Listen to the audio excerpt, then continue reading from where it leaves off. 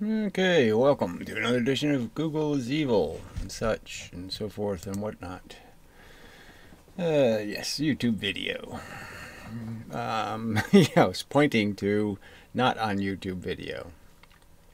So yes, I do most of my videos not on YouTube because YouTube is evil, and frankly, our content shouldn't be sullied with having to play on these capitalist platforms, this control freak network that doesn't care about anything but selling its products. And we're superfluous. We're just a necessary evil tolerated by the evil corporation. So they have to accept our existence. Some of us have to exist for them to make money, and but they don't want the parts of us to exist that aren't part of that system. And anything that's not part of that system won't be in any way facilitated in its function by the corporation in any kind of deliberate way. So it's only by the fact that the eyeballs are here, so you have to play on their field. They own all the fields, and you can only play on the privately owned Google field. And that's just not the way our civilization should work, but whatever. It's what you people have allowed to happen. Most of you. Anyway.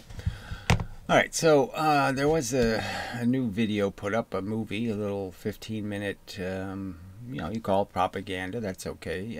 It's a little, try to make it short, a little narrative, making a point, and very well done in a lot of ways. Of course, I can find fault with anything, because, it's just all as I do expect a lot from myself and others. I accept the fact that I fail a lot more, but that's just the way it works. I cheat in that manner. I cut myself more slack than I cut others and whatnot. Blah blah blah blah blah blah blah. But anyway, overall, very good, really. I posted a link to it, so it's here on the website. You can find the link right there. So really quite good. Really. I would have done it differently, but so what? I think I'm going to remember it. So, and I'll remember it more because of the fact that I did play it as part of a YouTube video, and so I think that's going to make it even more memorable, which is probably a good thing. So anyway. So we'll jump through my video but the point is it's just an approach to make people aware that creating a living being is not a simple thing.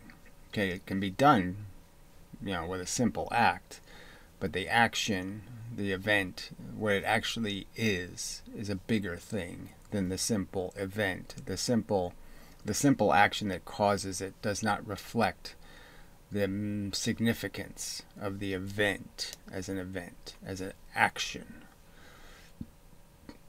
that kind of thing. No, you don't need that part.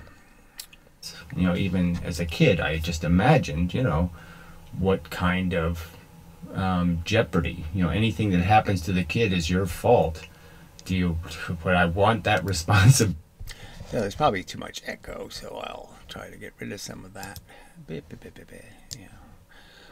That might work, and I'll just make sure this volume's up. Yes, so that should work, but who knows. Alright, so it's just this idea of what procreating, it's like I said, it seems natural to some people. Okay, fine, you can tell me it seems natural. I never thought of it as a natural thing. I never thought of it as something I would want to do. It's almost like when they said you're going to get married. I mean, I didn't really get it as a concept originally. The formalization of it anyway. I didn't get weddings, and all the bullshit that goes with it. I didn't get even the idea of a relationship being any more durable than the relationship. I mean, if you don't want to be hang out with somebody, then you stop hanging out with them. It's not that complicated, you know. So the idea of some, I guess I didn't have any idea of what an enduring friendship would even be, because I didn't have any that really endured. You know, for reasons or no reason. You know, it's just that something always got in the way. Somebody moved, something happened. You know, and so it just seemed part of life that nothing was permanent. Ability for the rest of my life, I got to worry. So that's the other part of. I instantly thought about all the scenarios where I, would have to manage somebody, and the classic one that pops into the head is making the decision for when I allow, say, if I had a son, when I let him cut grass, let alone let a girl do it ever. I mean, first you have to get over all your chauvinism, because you're gonna keep thinking girls, need more attention, or need more supervision, and that might be cheating the truth a little. But I mean, yeah, when do you let the kid play with a lawnmower? No, I don't even ever let him play with a lawnmower. Even though I saw that my parents didn't worry. Yeah, so that's a good line, because parents seem to be glib, from my experience. So yeah, I don't get that whole thing. Not at all. Don't, so that's why they're parents. It's because they're glib. They don't take anything too seriously. It's, blah, blah, blah, blah, blah. It's no big deal. It's just part of the fun. And to me, no, it's ambulance sirens and stuff is not part of the fun. Let's play some of this and see what it does. Oh, okay, so I haven't even gotten to the movie yet.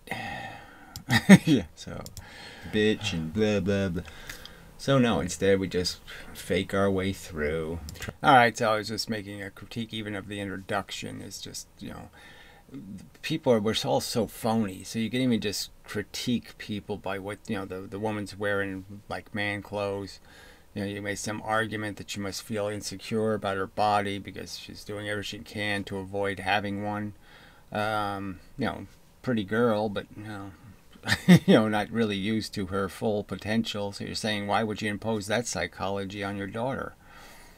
I mean, she obviously had some discomfort being a role player. Well, isn't life really being a role player? I mean, isn't that really what gets you to the most advantage in terms of the potential, is to make a kid who's a good role player? Because the dissidents don't do all that well.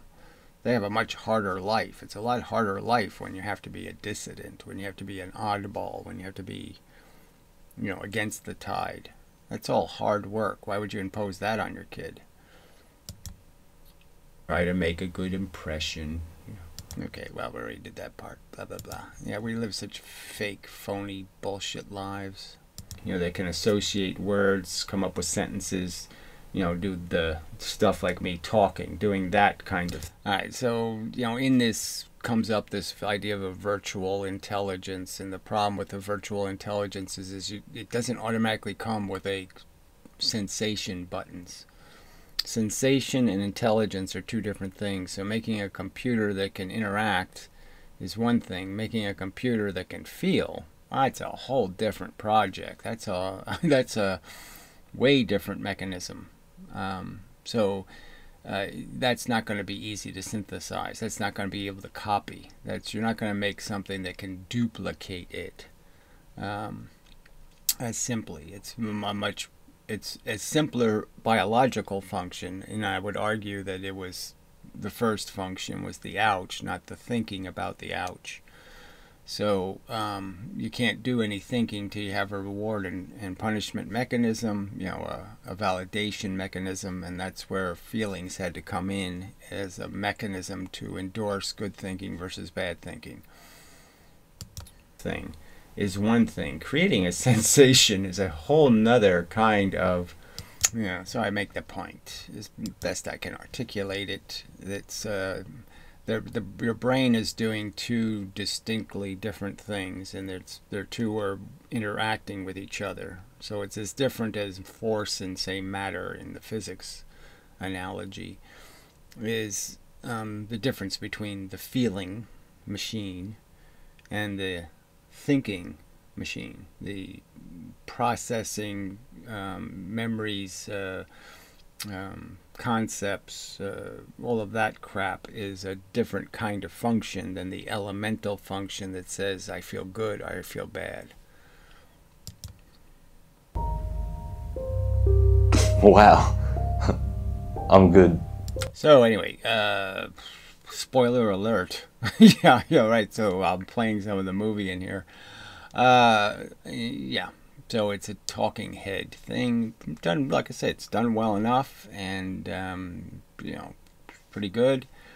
But yeah, I kind of the flaw is the synthetic doesn't have a good enough history, and this whole idea that the synthetic doesn't have a body is, to me, they should have given it a body. There's no reason not to make it a whole person. I know, good reason. They don't have to show its life, so why not just acknowledge that it's had experiences, and some of them were beyond the parents' control, and this is the outcome of the synthesized human. But you'd have to concede that, yeah, this is what you're likely to get. And they could have shown them 100 versions of their child based on, programming in a bunch of statistical outcomes, okay, and likely products. And so you could have seen a different variety of what your kid is going to be. The short one versus the tall one. I mean, there's this. The genetic component alone has this huge variability in it. One different sperm gets to the egg and you get a different person. He's a different height and a different look and the whole thing is different. So, that variability alone would be a good point to emphasize in the video, is that you have no control over any of these factors. And, they'll make a decisive difference in who the person will be. Destroyed by ambitions and all of that stuff and being consumed. Pretty people are quite capable of having ugly kids and vice versa, blah, blah, blah. By perfectionism and, all of that psychology.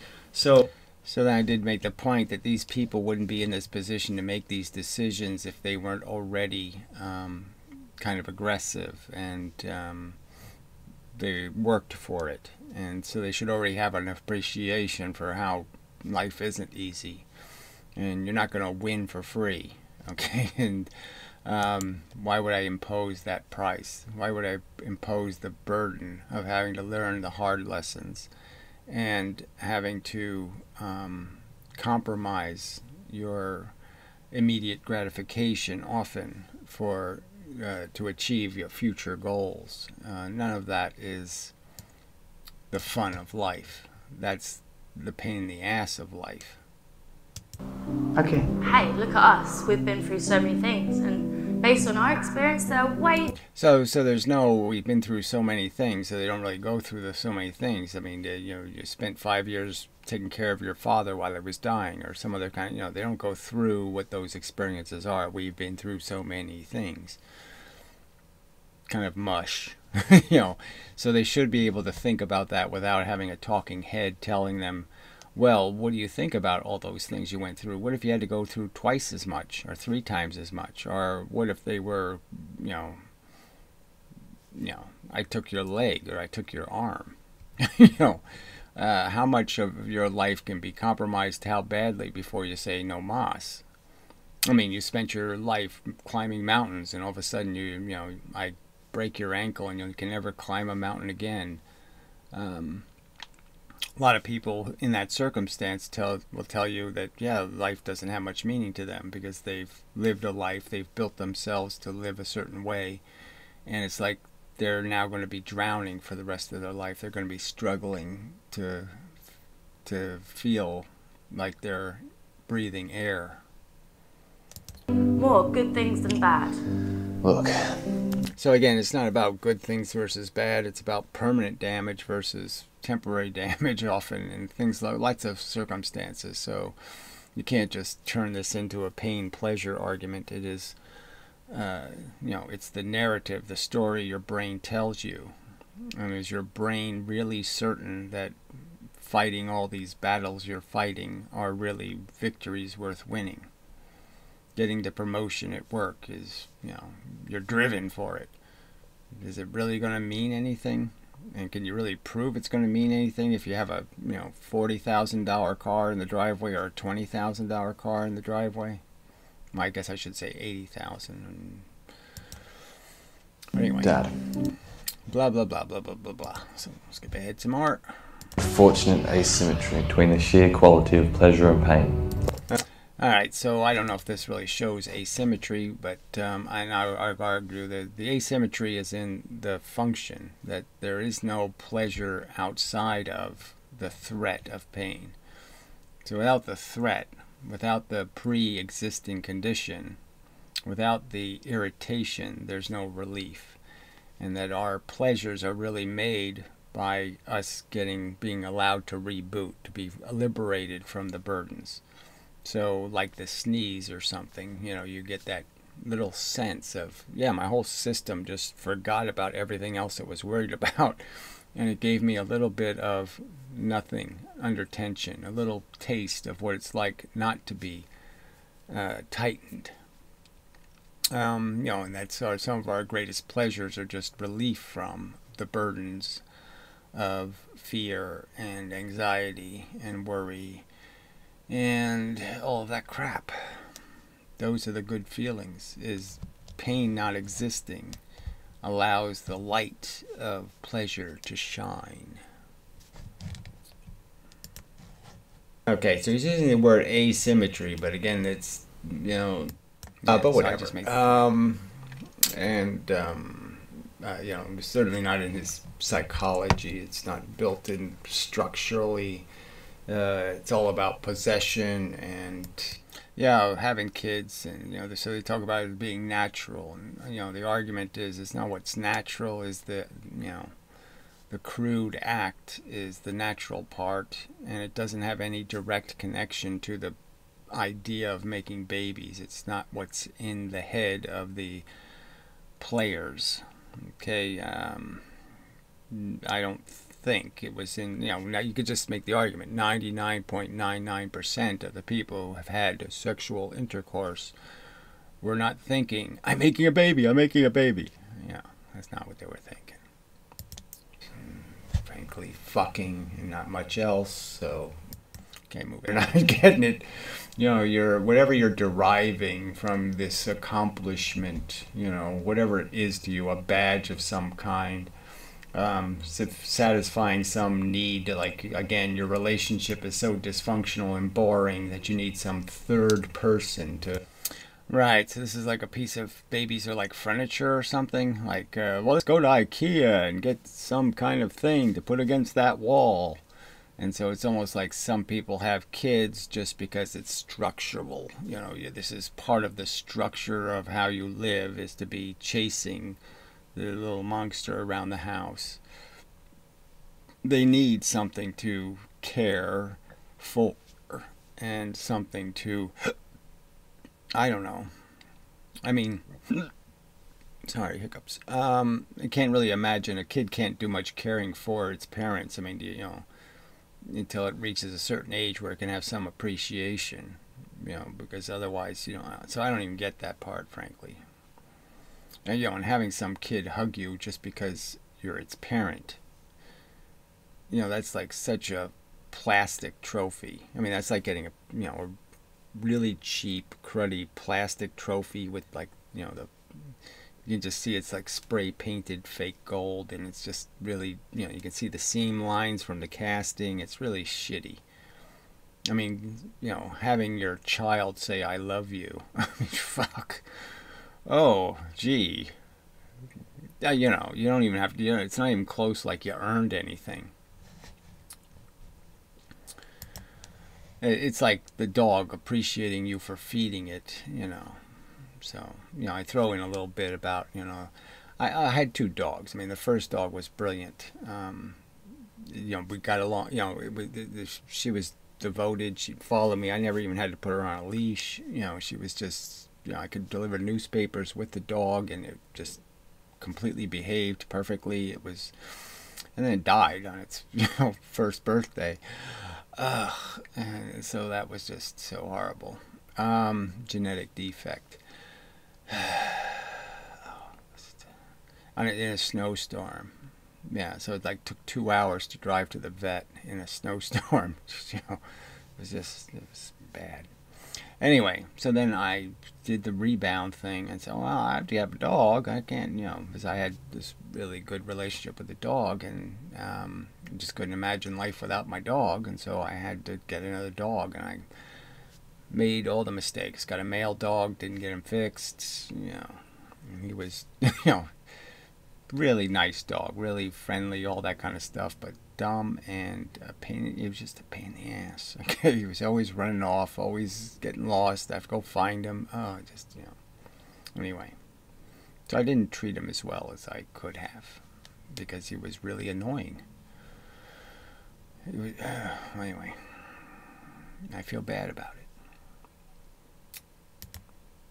Channel. He's an amazing artist. Thank you so much to Hannah.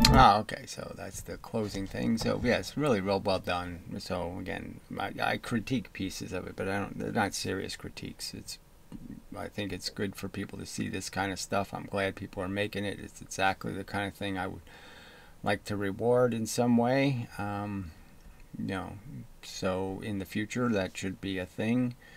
Should be prizes for people who can actually create these little pieces of art. So it's all a very good thing. Yeah, but I'm an ethicist, not an antinatalist, and so the storyline has to be more about the nature of life itself. All the victims need rescuing, not just the human ones, and such. All right, so yeah, so I think that's enough of a video and such, and so forth and whatnot. So till the next time and such. Yeah, I think that's enough. Yeah. Okay. Yeah, this has been it's a donotgod.com video production, but we're sort of focused on the Google being evil thing because it did eradicate the Forever with Films channel, that had thousands of videos over whatever 12 or 13 years old, and didn't give it any strikes, didn't give it any warning, just eradicated it like they did the Do Not God channel. And Google's just damn fucking evil, and it shouldn't be acceptable that we be treated like this, that we invest decades in a channel and they just arbitrarily throw it in the can because some employee one day says I don't like it. No process, no due process, no nothing. Just fucking corporate horseshit. So, fuck that. Anyway, till the next time, such.